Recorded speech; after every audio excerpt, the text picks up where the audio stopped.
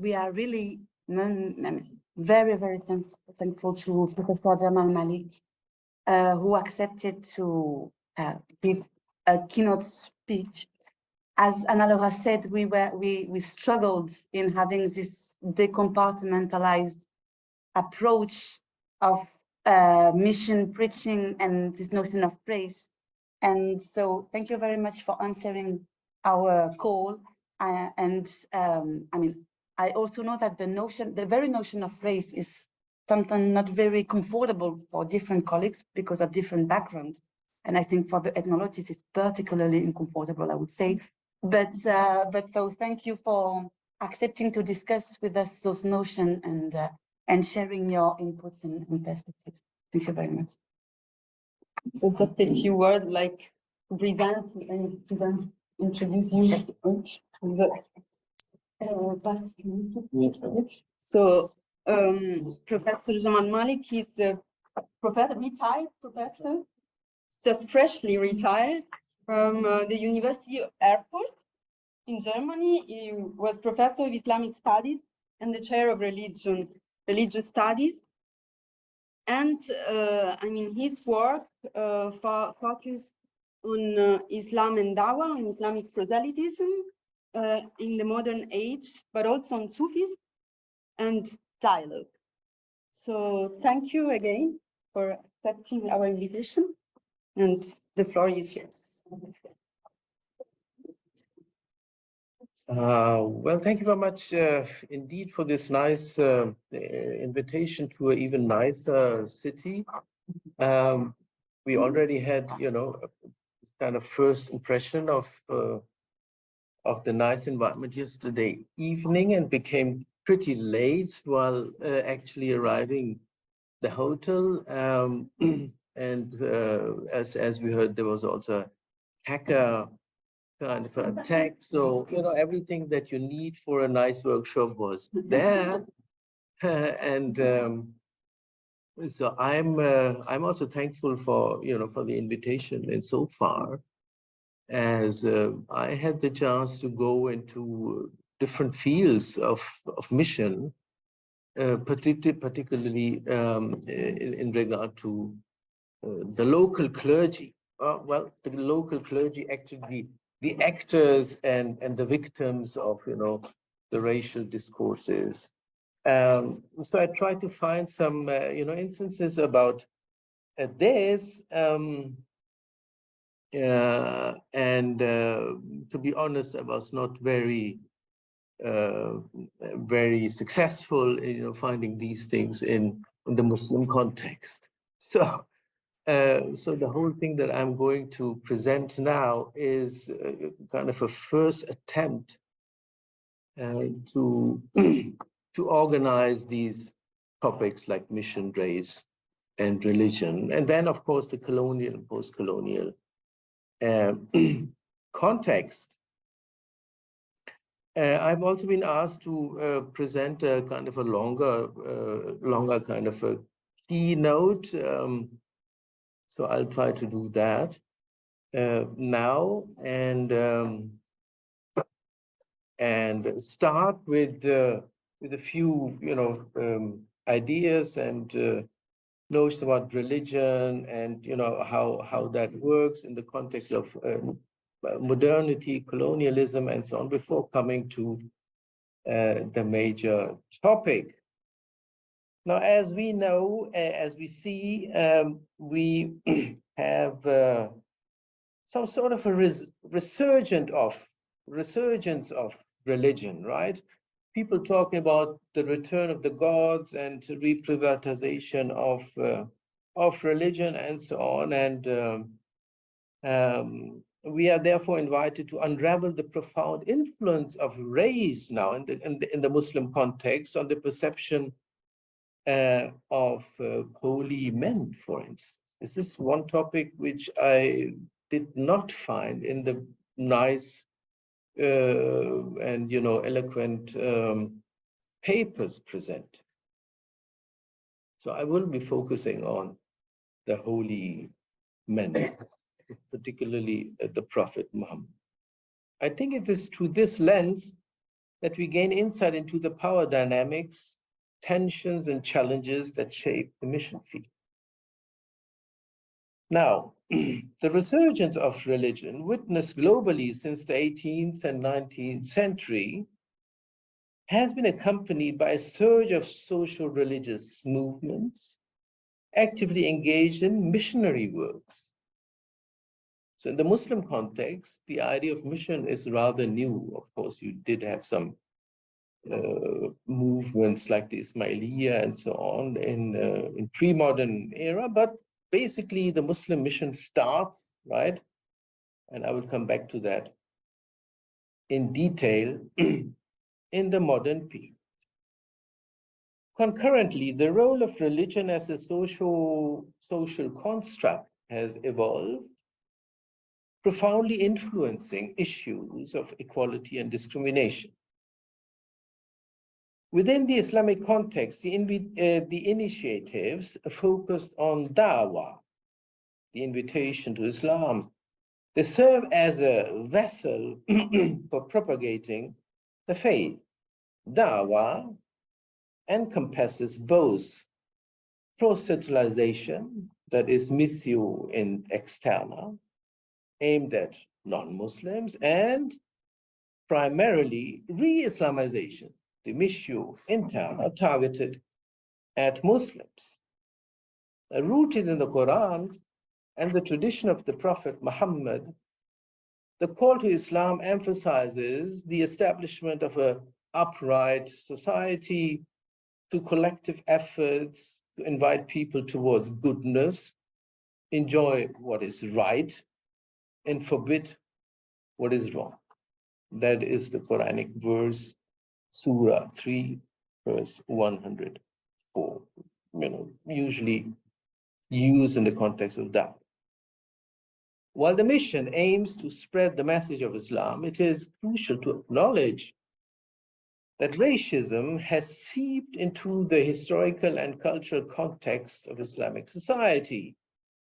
Despite claims of the absence of racism in Islam, like in the Quran, this verse, to establish an upright society, nuanced forms of ethnic and linguistic superiority or moral supremacy can be implied within interpretations of the Quran, the Sunnah, and the subsequent discourses.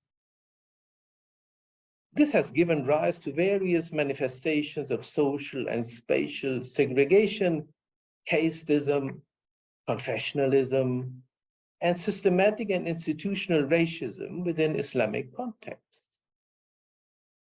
For instance, the term like ajam, meaning mute, have been employed by Arabs to assert their superiority over non-Arabs. While in South Asia, we see that a caste-specific hierarchy permeating the stratified Muslim social structure based on ancestral professions and local Indian heritage. Racism, therefore, is not detached from the mission, but rather shaped by evolving historical circumstances and cultural contexts. In the pre-modern Islamic era, the scope of Islamic outreach was limited, but it resurfaced in an aggressive form in the mid-18th century with the rise of the Wahhabiyya movement, known for its puritanical tribal ideology. However, it was the dissolution of the caliphate in the era of colonial rule that brought about a significant transformation in da'wah, aligning it with piety-driven movements in response to Western secular culture and the challenges posed by Christianity and other missionary religions. In the post-colonial era, the call to Islam underwent a process of globalization and localization entwined with neoliberalism and the migration of Muslims in the West.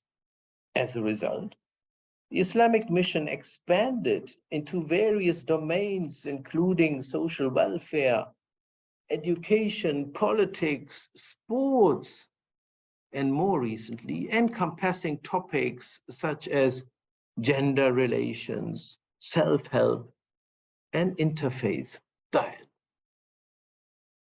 As such, missionary organizations prioritize resource acquisition, publication, recruitment, and education, often employing specialized personnel to navigate the complexity of the mission field. Now, delving into the Islamic context, we find that the Prophet Muhammad holds a central role, embodying moral and aesthetic perfection. He is revered as an educator, as a military commander, as a statesman, ideal ruler, financial and trading expert, and a proponent of interfaith dialogue. Extensive literature portrays him as an emulated model. Consequently, Dawah becomes a significant battlefield for promoting and defending these ideals. Together now, let us embark on this intellectual journey, peeling back the layers of missionary activities, race, and the Prophet Muhammad's significance. To illustrate the complexity of the situation, let us introduce ideal types of pre-colonial, colonial, and post-colonial Oriental societies in the Weberian sense, right? The ideal type. These categories help us understand the emergence of missionary movements, the resulting racial implications, the role also of local clergy, and the diverse ways in which the Prophet Muhammad is envisaged and imagined. And I have prepared some sort of a, let's see how that works. Okay, I can do that, yes. Right.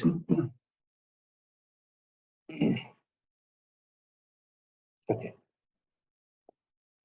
Now, examining a segmented Oriental society, we can observe distinct dynamics within each sector. In tribal societies where centralized authority is absent and power is distributed among tribes, the example of the Prophet reinforces tribal identity and fosters clan solidarity. However, it can also perpetuate ethnic, linguistic, and cultural prejudices within and beyond tribal society. You can't see that, can you?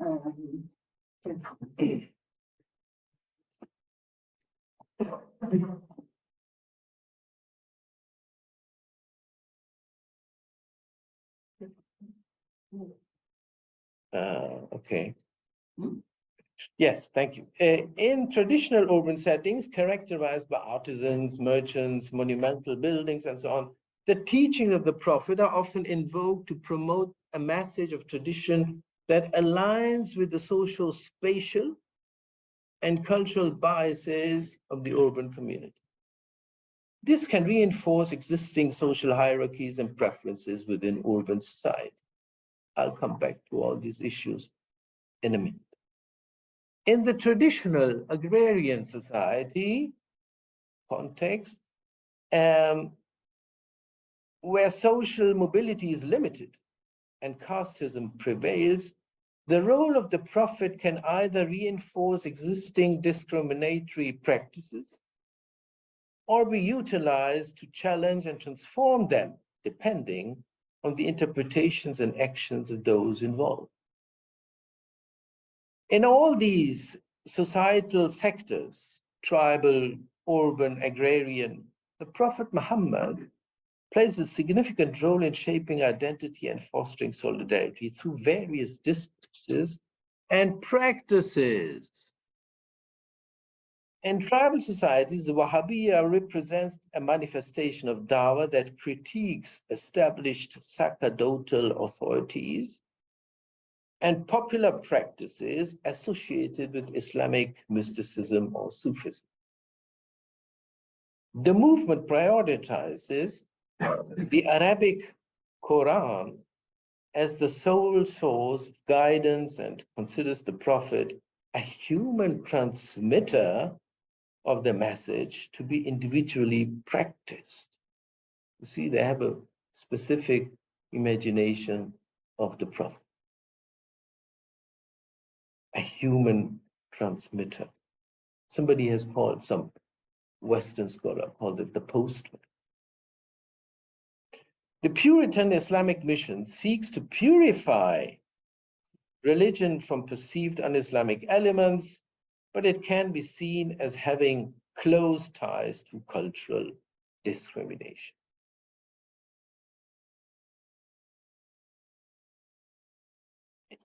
In the traditional urban context, Sufi missionary activities, okay, take a different approach by granting human beings a quasi-prophetic authority without legislative power. The Wahhabiyya is kind of towards humanizing the Prophet, and the Sufis is, the other side of the medal, of the coin, and they're sort of, sacralizing the human. Urban mystics encourage the imitation of the Prophet as the ideal human, insan kamil, transforming mystical piety into action-oriented piety. This is new in the 18th century. Therefore, we are talking about a Sufi reform movement in the modern era. The Muhammadan path, the Tariqa Muhammadiyya, emphasizes emulating the Prophet's sunnah for social and political reform, striving for perfection and the sanctification of humanity. Dawah aims to revitalize Muslim strength, particularly in the 18th century. We see in the 18th century the collapse of the Muslim empires. While the sunnatization of life worlds infuses daily life with piety. Now here, in the traditional rural sector now, messianic movements thrive, offering hope for reform and social transformation. The Messiah symbolizes a future millennial kingdom and relies on collective actions for redemption. The chosen individual, known as the Mahdi, holds esteemed status and aims to establish an egalitarian system and a new Sharia, according, the Islamic concepts. The Mahdi is the one who can establish a new Sharia, challenging the authority, as it were, challenging the authority of the Prophet. Now, these different interpretations of the Prophet within Dawah activities reflect varied approaches and perspectives that are shaped by societal and historical contexts in pre-colonial times, resulting in distinct boundaries and distinctions. You can also call them some sort of racial discourses. Anyway, I'm kind of overstressing the concept of race in this paper, so therefore, I tried to find some alternatives and boundaries, distinctions, stuff like that. The growing complexity of society, particularly with the intrusion of colonialism, added additional layers to the dynamics surrounding the interpretation of the Prophet, the mission, and their racial implications.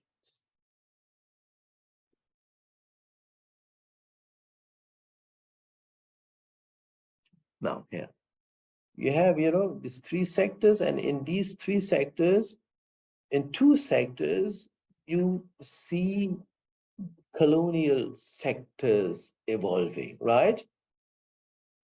It's called CAS, the colonial agrarian sector, PUS, the colonial urban sector. Okay. During the colonial era, Oriental societies underwent significant changes in both material and ideological aspects. Okay, the introduction of new economic transactions, social relations, communication, and organizational structures by the British East India Company in South Asia. So I will be dealing with South Asia in the first place, brought about shifts in traditional lifestyle. Initially, the company refrained from interfering in religious affairs. But as the colonial urban and colonial rural sectors evolved, there was a need to adopt new working methods, ideologies, and institutions to accommodate the change. So you see, these new sectors, they're very important in the context of in the context of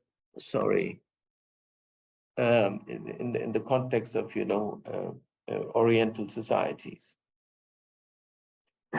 Christian missionaries from various denominations actively engaged with the Hindu population in South Asia with the objective of educating what they perceived as the heathens.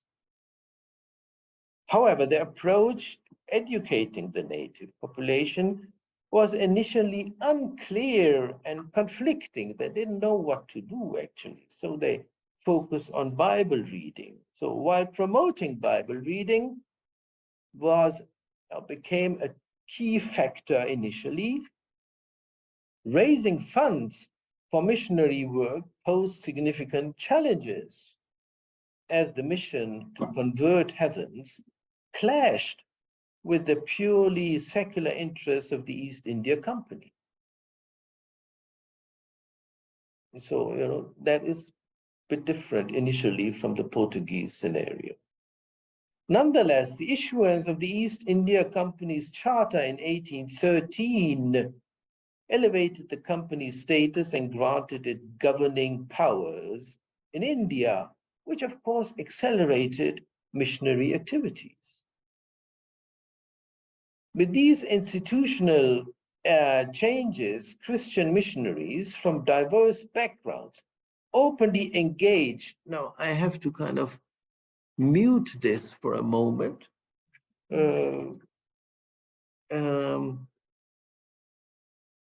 With these institutional changes, Christian missionaries from diverse backgrounds openly engaged in proselytization across various domains, including gender, education, medicine, and so on and so on.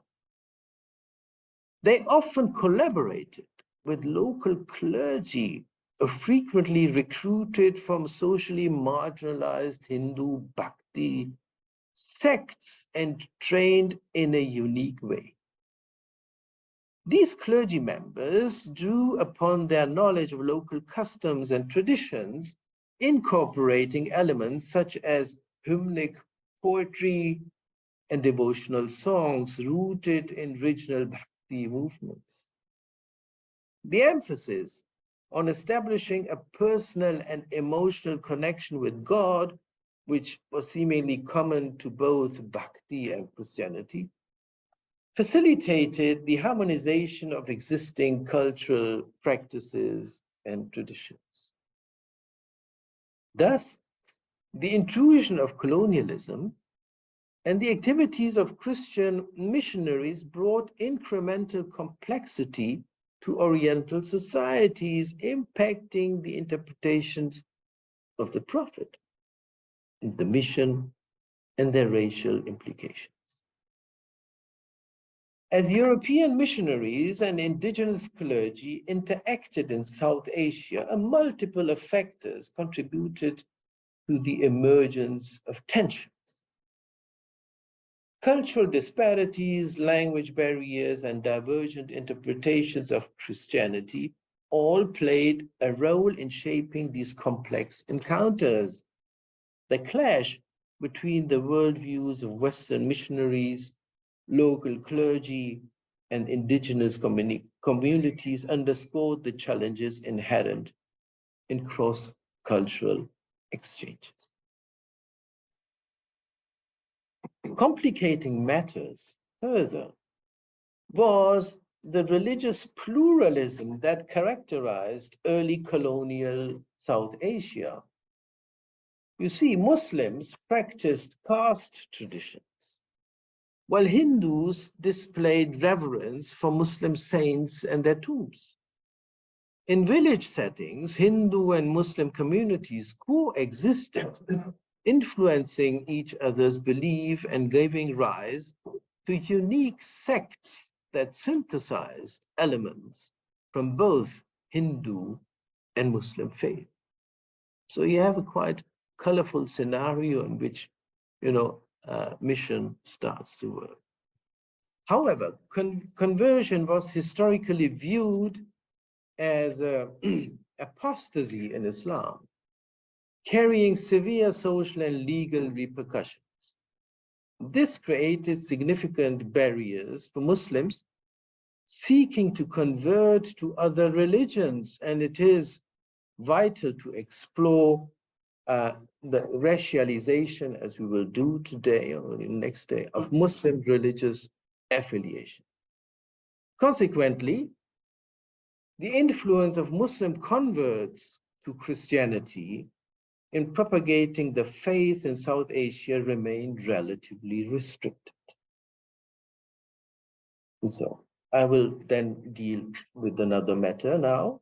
The arrival of a new generation of administrators from England who were more sympathetic to missionary efforts. As I told you, the missionaries, they had problems with the financing because, the whole drama of mission went against, the interests of the East India Company. But with the arrival of a new generation of administrators who were more sympathetic to missionary efforts, significantly strengthened evangelical missionary groups in India. They viewed the land with its, and I quote, 130 million idolaters as the main stranglehold of, quote, Satan's dominion and the stage for Satan's most extravagant rebels, unquote.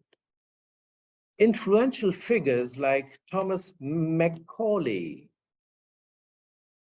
advocated for a civilizing mission aimed at creating a class of individuals who were Indian by blood and color, but embraced English tastes, opinions, morals, and intellect. Macaulay's cultural racism even led him to believe that a single shelf of a good European library held greater value than the entire native literature of India and Arabia. The primary aim of this civilizing mission was to morally, as you know, morally and materially uplift, anglicize, and develop the perceived backward and uncultivated people of India to make them more civilized and modern. Now, these attitudes and ideologies of cultural superiority influenced missionary activities and colonial administration in South Asia, shaping the dynamics between the colonizers, missionaries, and the indigenous population. In response to Western cultural dominance and proselytizing efforts, specific segments of the Indian elite gradually assimilated ideas, practices, and institutions from that Christian missionary movement. Influenced by British figures like Mill, Macaulay, and Herbert Spencer, they began embracing hierarchies of civilization that positioned Europeans as superior and categorized Indians as backward or inferior. And for that, we have a couple of statements by the Indian elite, Muslims and Hindus as well, saying that, you should look to the West. It's much more civilized, and we have to kind of follow suit. As a result, the interactions between missionaries, colonial administrators, and the indigenous population were marked by power dynamics, cultural biases, and the imposition of Western ideology. These dynamics played a significant role in shaping an interpretation of the mission, the prophet, and the racial implication within the colonial context in South Asia.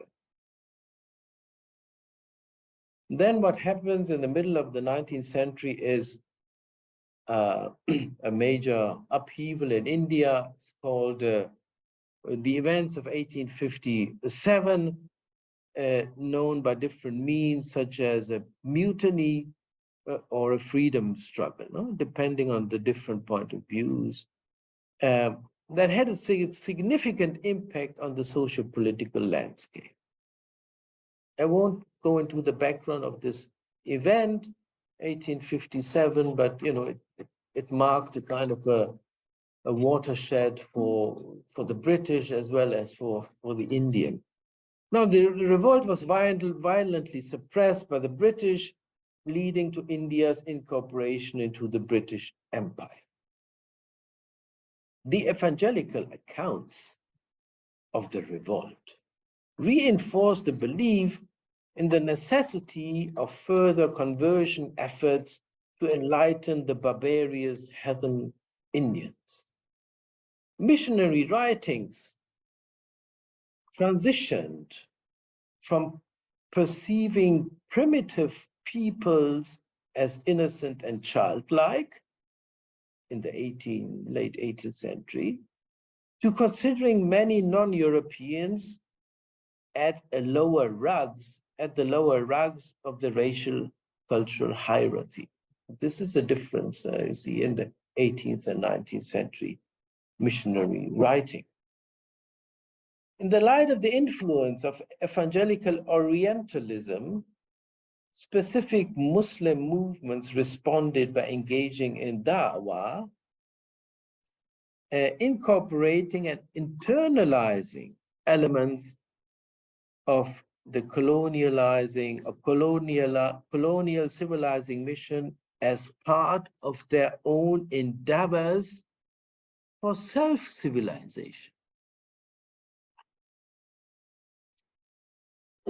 The tribal sector, with limited exposure to colonial influence, due to its remote nature and lack of economic appeal, is now more or less excluded from the discussion. Instead, Sunni movements within the urban and agrarian sectors will be explored. I'm not dealing with the Shia. Now here we have the Ahl Hadith. The Ahl Hadith, also known as the people of the prophetic tradition, they reject the authority of Sunni schools of law and denounce syncretic religious practices and pilgrimages associated with shrine cults and visits to the prophet's grave. They view such practices as heretical innovations, something like, the Wahhabiyya. These reformists, rooted in authentic Hadith teachings, advocate for a purified religious life following the example of Muhammad. Their primary support comes, interestingly, from trading communities and the upper classes, including Muslim nobles, landlords, and scholars, who provide patronage and assistance through intellectual and social networks. To maintain their distinct approach, the community practices social, spatial, scriptural, and confessional segregation, emphasizing a clear separation from other religious groups and practices. You see, This is happening in the traditional urban sector. Here comes the colonial urban sector. This is the Deoband school, established near Delhi in 1867, emerged as a separate movement from the urban mercantile Ahl Hadith. Its proponents, primarily from the Muslim nobility, focus on rigorous training of Islamic law. The movement sought to reform Muslim education and society while vigilantly preserving their traditions instead of adopting English education and Western culture, which they viewed as infidel. Like the Ahl Hadith followers of Deoband, this is too fast. Sorry. They use dawah. They use dawah as a means to uphold a strong adherence to Sunni legal tradition and to resist any influences that could potentially dilute or modify the interpretation of that. As an illustration, they oppose Shia beliefs and discourage inter-caste marriages within the Muslim community, citing lineage differences as the foundation for their position. Then the third one, important, is the Brailwi, another distinct group within the Sunni sphere, also seek to reconstruct Islamic society based on Hadith and Islamic law. However, their practices revolve around Sufi shrines, where they actively engage in popular festivals, particularly during the commemoration of Sufi saints or the death of the Sufi saints. Brailwis emphasize the idea of a living and superhuman Prophet Muhammad, not as a messenger, right? And believe in his knowledge of the unseen. They also perceive his continuous presence in the lives of Muslims, considering him omnipresent and ubiquitous. To them, the Prophet is not only a role model for socio-political reform, but he is the embodiment of redemption, the paragon to be emulated. Therefore, they utilize dawah to faithfully follow the path set by the Prophet. However, some maintain, like the leader of the Brailwi group, Ahmed Rada Khan, they maintain that social and ethnic segregation by considering individuals in certain occupations, such as weavers, cobblers, the barbers, unequal to those in so-called respectable professions. And for these things, you find lots of fatwas around. Now, these movements hold differing views on law, prophetic tradition, Sufism, and popular religious practices. So you have a division of labor, actually. Nevertheless, the pursuit of Islamic agencies sometimes leads to the employment of racial slurs, engagement in dogmatic debates, and, on occasion, acts of violence, which are shared across these movements. And they still, are notorious for these sorts of things. Also in the diaspora. In the UK, we have a struggle and a battle over the mosques. Which mosque is a Brailwi mosque and which one is a Deobandi mosque? Okay. The missionary field is complicated by the Ahmadiyya movement, which originated in rural Punjab in the late 19th century. Initially seeking to protect Islam from the influence of Christian and Hindu missionaries, their founder proclaimed himself the promised Messiah and advocated for Islamic reform, raising questions concerning the belief in the finality of the prophethood as stated in the Quran. However, his prophecies and exceptional knowledge solidified his standing among his followers. So he was extremely well read, and according to different sources, it said that he usually won the discussions with other Muslims. The Ahmadiyya movement gained global recognition through extensive publications in multiple languages and aimed to convert non-Muslims. That's one of the exceptions in the Muslim Dawah context, right? However, they faced accusations of heresy from the broader Muslim community, leading to cultural and theological discrimination. In response, the Ahmadiyya now employed Dawah to propagate their interpretation of the Sunnah and distinguish themselves by rejecting all other Muslim denominations as non-Islam.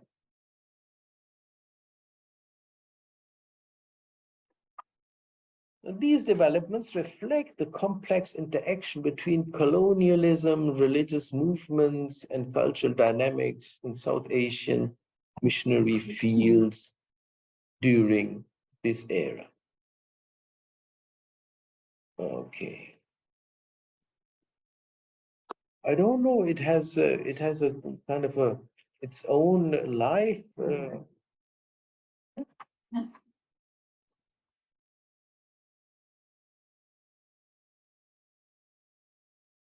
Yes. Well, folio 4, you see, continues with the exploration of the impact of colonialism and post-colonialism and missionary activities in the Muslim context. So you see this colonial sectors, they are expanding, right? They are expanding. And what is important in this context that, it's through this expanding, the major issues raised in major communication and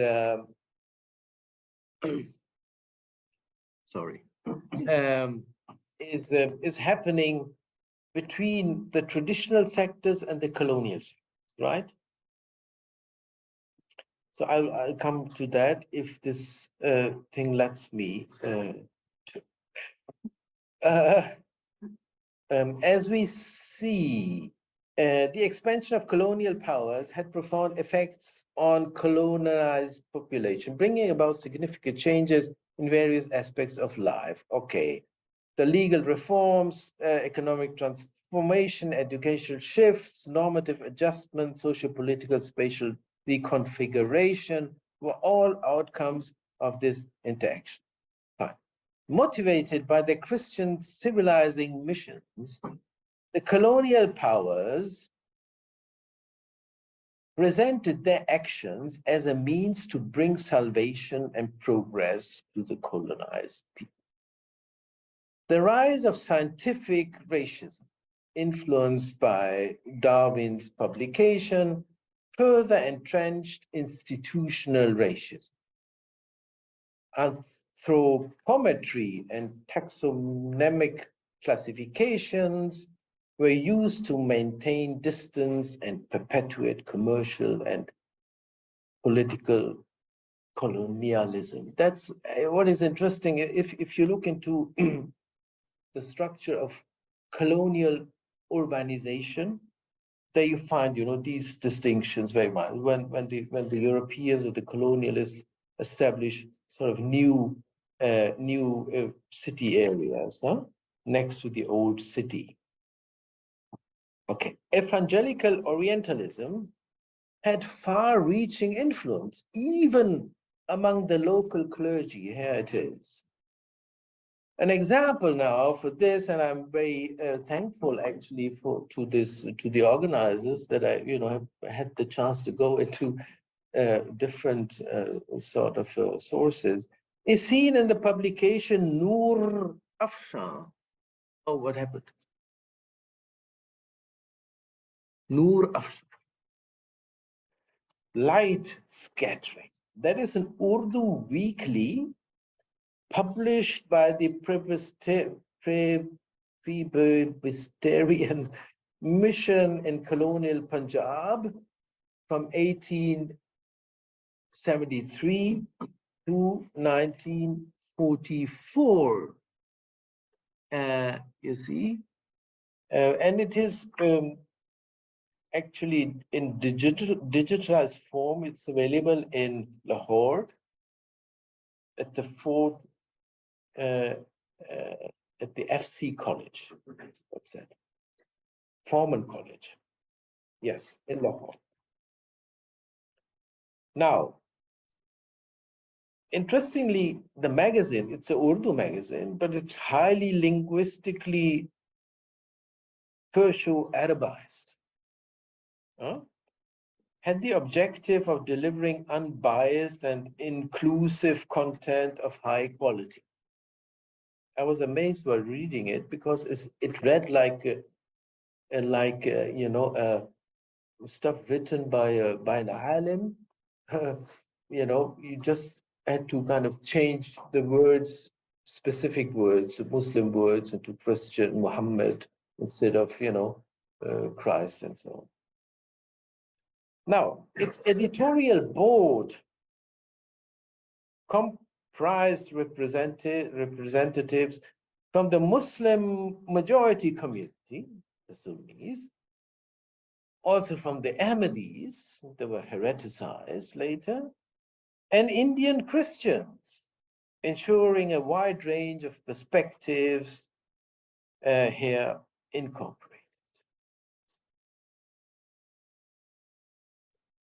The inaugural issue of Noor Afshar, published on March 6th, 1873, contained what they called a statement of marked difference. Okay. Statement of marked difference. Now, I'm sort of going through that. Esteemed Hindustani personalities had voiced their grievances regarding British superiors who refused to socialize with them and denied them the status of fellow countrymen, Hamwatan. They pointed out disparities in customs, beliefs, and you know, these countrymen, these Indian countrymen, they were Christians, converted Christians.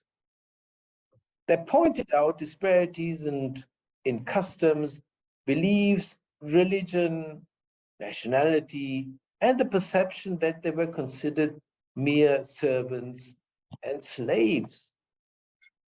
The local clergy, the Indian ex-Hindu Christians, the local clergy also highlighted the British aversion of their dark complexion. Their unfamiliarity with British customs, and the fact that despite their proficiency in English, their adherence to British rules, education in British schools, fluency in the language, adoption of English attire, and participation in British, you know, meals and so on, they were still unwelcome in British homes. And then the complaint also emphasized the strictness of the British regarding introducing their wives, thus excluding those who did not comply. Strictness in the sense that, you know, they always went along with their wives. Huh? However, the Indian missionaries, the Christians, stressed their inability to abandon their practice of hijab. And, you know, they also use the word hijab. Now, these grievances were poetically, that's another issue you have to take into account. Many things are written in poetry form. Huh? These echoed a heartfelt, in a heartfelt poem, adding emotional depth to their plea.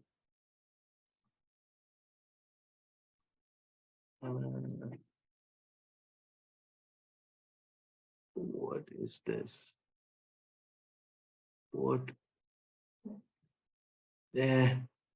shall we do now? Yes, the hacker. It just hacked. It just hacked.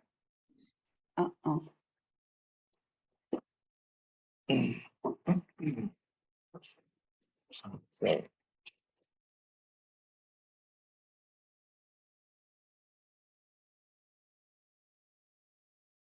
Okay. Just and to share again.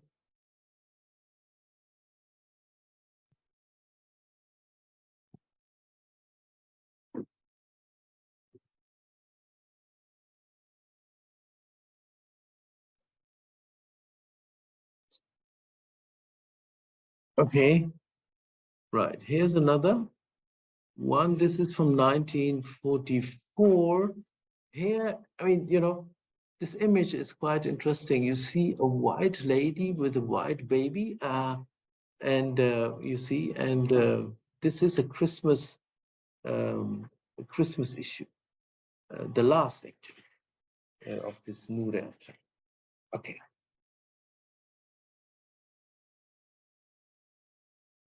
Now, these examples illustrate the complex dynamics and cultural clashes between indigenous Christians and European missionaries, emphasizing the cultural, social, and racial disparities that influence their interaction. Converted Christians in colonized societies faced the impact of race, gender, class, ethnicity, and cultural assimilation, leading to internalized feelings of inferiority and ongoing struggles for justice. The local clergy faced the challenge of reconciling colonial perspectives with their pursuit of social justice and equality, often opposing scientific racism and its discriminatory practices, as will be documented in some detail in various papers during the workshop. Now, in the colonial context,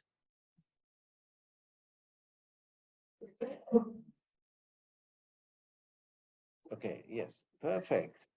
In the colonial context, cultural symbolic capital played a significant role in shaping the experiences of converted Christians among the colonized population. These factors included race, gender, class, ethnicity, and the proficiency of English language. Racial mixing was stigmatized, and missionary education often prioritized the interests and needs of male, reinforcing gender inequalities. During such processes of othering or orientalization,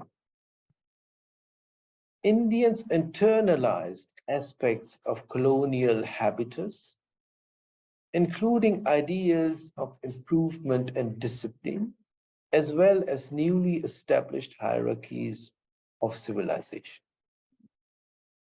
This self-orientalization influenced their daily lives and extended to their society, as observed in religious advice literature for women. You see, we find a whole movement of religious advice literature for women in India among the Muslim elite, among the Muslim missionaries. But the whole issue started in the UK, in England, with the religious advice literature for women. So it was exported to the colonies. Overall, the interwoven concept of race, gender, class, ethnicity, and cultural assimilation shaped the experiences of all these people involved. Now let's shift our focus back to the Muslim context and explore how missionary activities developed in the post-colonial era.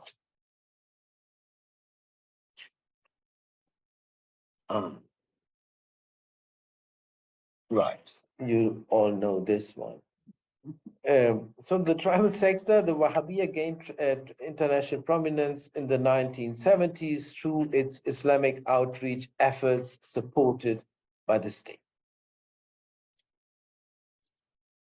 You also might know this guy.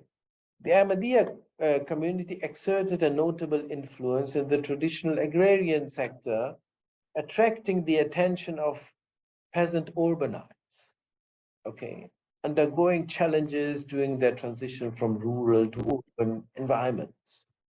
Ahmadis faced severe oppression of several Muslim majority countries, leading to persecution and the formation of diaspora communities. Enclave cultures emerged as a means to preserve their distinct identity and provide a protective space for their beliefs and practices. The local clergy, and in fact they do have a local clergy, played a vital role in supporting and nurturing these enclave communities, with Islamic outreach becoming a practice persecuted for that. Oh yes, okay.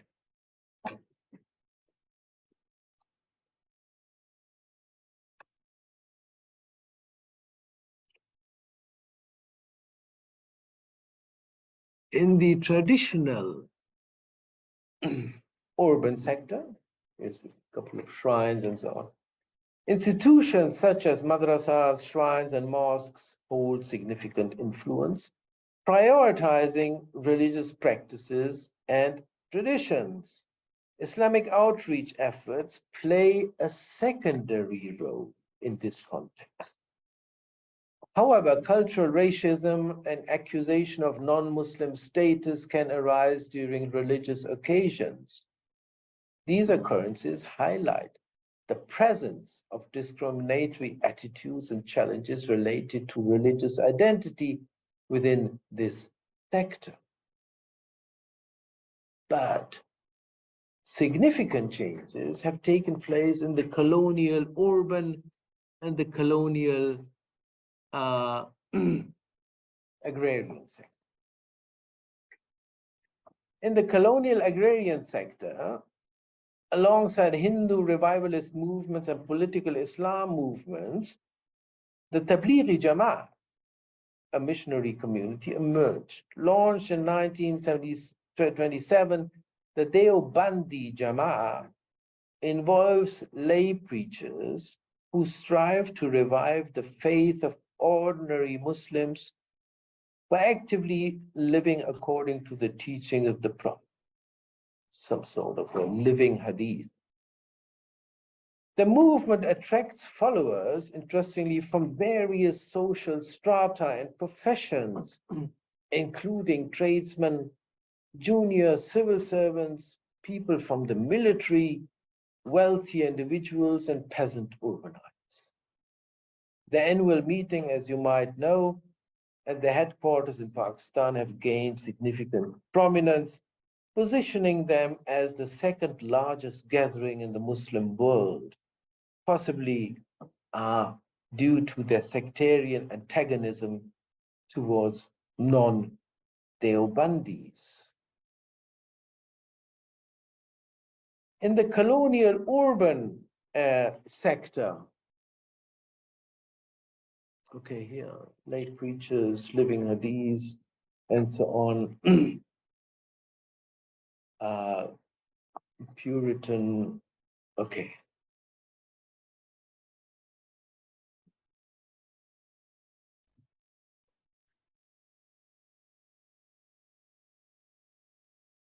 Now, in the colonial urban sector, some groups actively engage in Islamic outreach, adhering to political Islam. Here comes, the Salafiyya stuff. The Muslim Brotherhood, established in Egypt 1927, promotes the idea of believers becoming good Muslims by following the lifestyle of Prophet Muhammad. this to call it Tariqa Sunniya.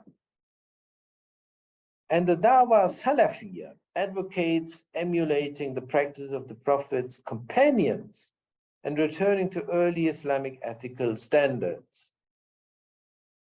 The Muslim Brotherhood emphasizes the image of Prophet Muhammad as a leader, and their slogan, emphasizing Allah as their goal, the Quran as their constitution, jihad as their way, and martyrdom for Allah as their highest aspiration. Movements adhering to political Islam often envisage the global spread of their religion, sometimes emphasizing a combative stance. Then we also have the Jamaat-e-Islami, founded by Al-Maududi, the doyen of political Islam. He established that society in 1948 in independent India, and then he moved to Pakistan. Now, this society shares similarities with the Muslim Brotherhood. Its Islamic outreach aims to establish an Islamic state and implement God's sovereignty on earth. Leadership holds great importance to these movements, with the Dawah becoming an individual obligation and a form of worship, ibadah, with a political message. However, it is important to note that this understanding of Dawah can sometimes foster a distinct Islamicist habitus that may harbor discriminatory ideas and lead to bigoted actions.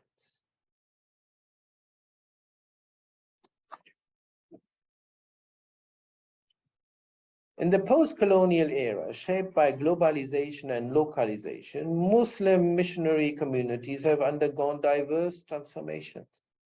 They navigate a complex dynamic, simultaneously interacting and overlapping while consistently emphasizing the normative significance of prophetic traditions and ideals.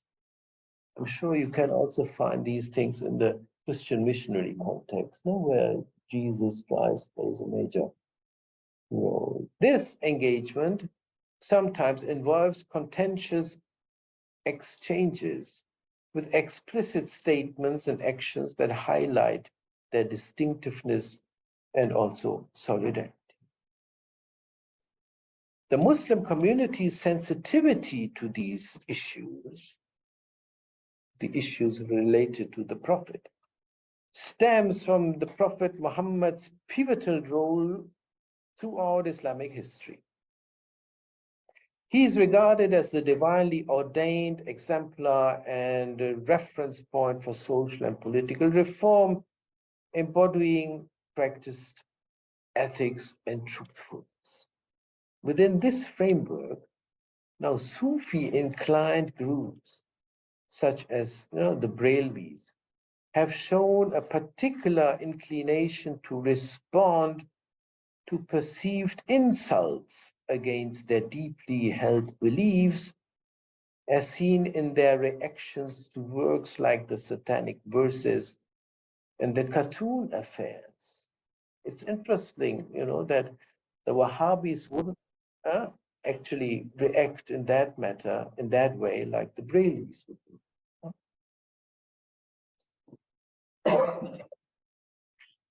The Dawat-e-Islami, established in 1980, is a movement associated with the Brailwis.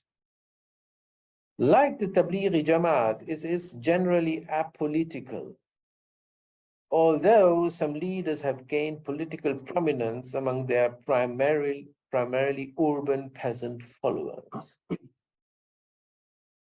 Dawat-e-Islami's core mission revolves around Imitatio Muhammadi, which entails promoting good deeds, discouraging evil actions, expanding financial and charitable networks, and transforming merchants into reverend figures. and they devoutly adhere to and venerate the teaching of the Prophet. Oh, yes.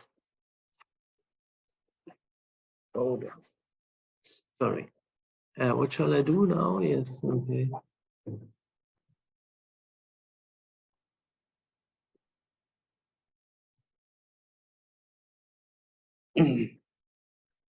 A distinguishing feature of the Dawah Islami is, that's unique, by the way, and it reminds of the Shia in the context of the narrative on Karbala. A distinguishing feature of the Dawah Islami is their practice of demonstrating love for the Prophet through the ritual of crying, which holds deep emotional and awe-inspiring significance. The commemoration of the Prophet and the envisioning him play significant roles in fostering solidarity and cultivating a shared identity among their followers.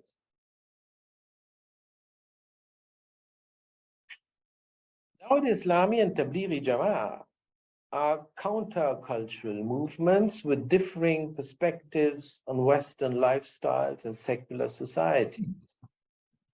The diasporic local clergy, particularly within the Tablighi Jama'ah, are often viewed as the religious others by the by the host society.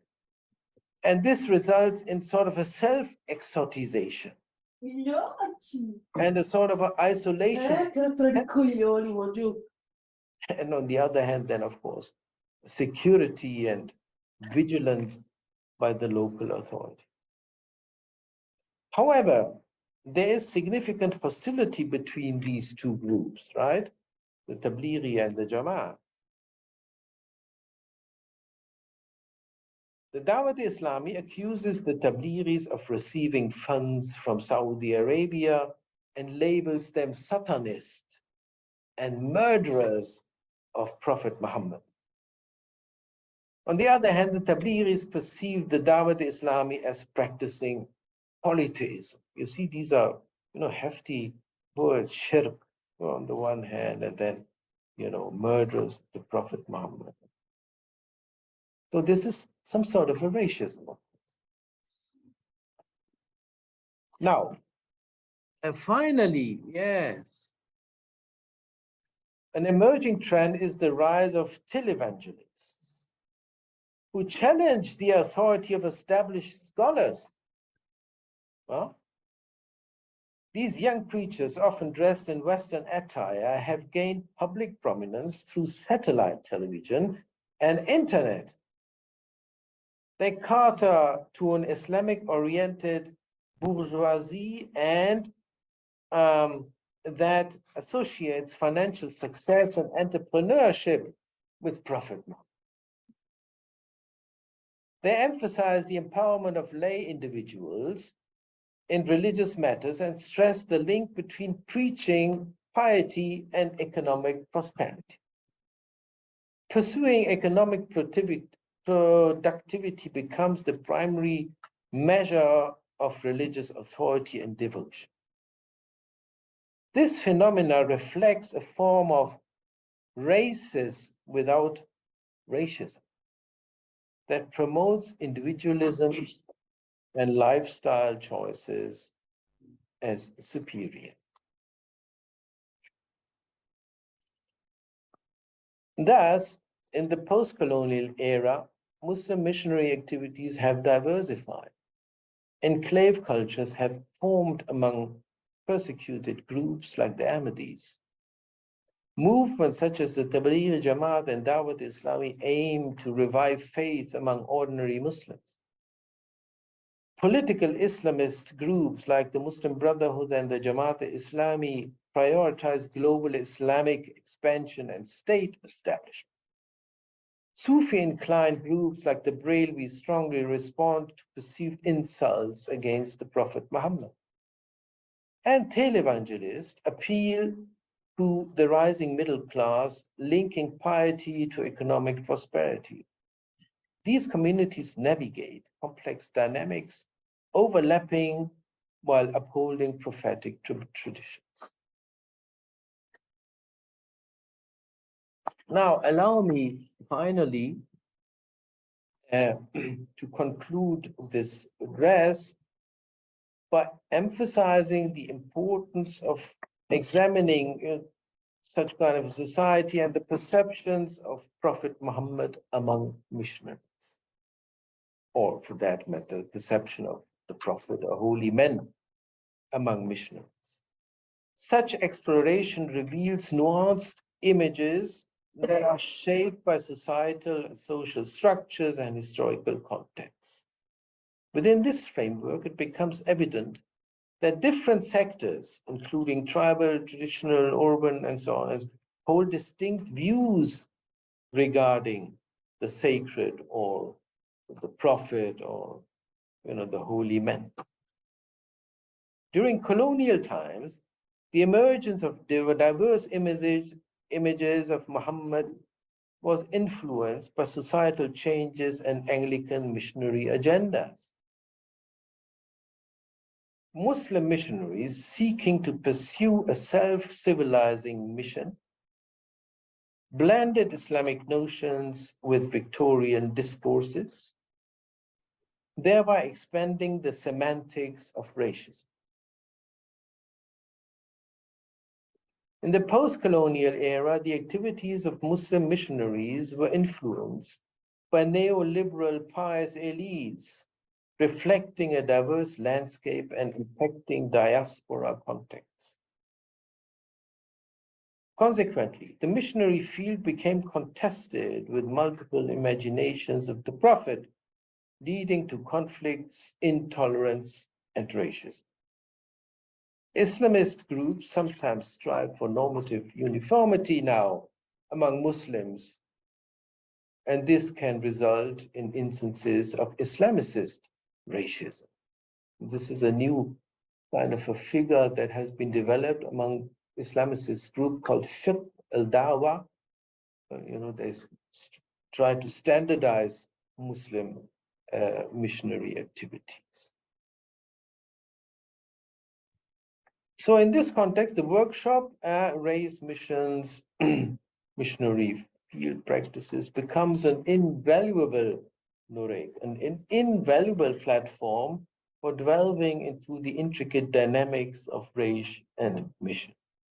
By exploring diverse presentations encompassing various contexts, the workshop most probably and hopefully will provide valuable insights into how race shapes missionary experiences and impacts the work of local clergy, and the exploration of changing images of sacred figures, including a prophet, might help shed light on the broader implications of mission work and its intersections with the expanding semantics of race. So I'm eagerly looking forward to these enlightening discussions and papers. Thank you very much. Thank you.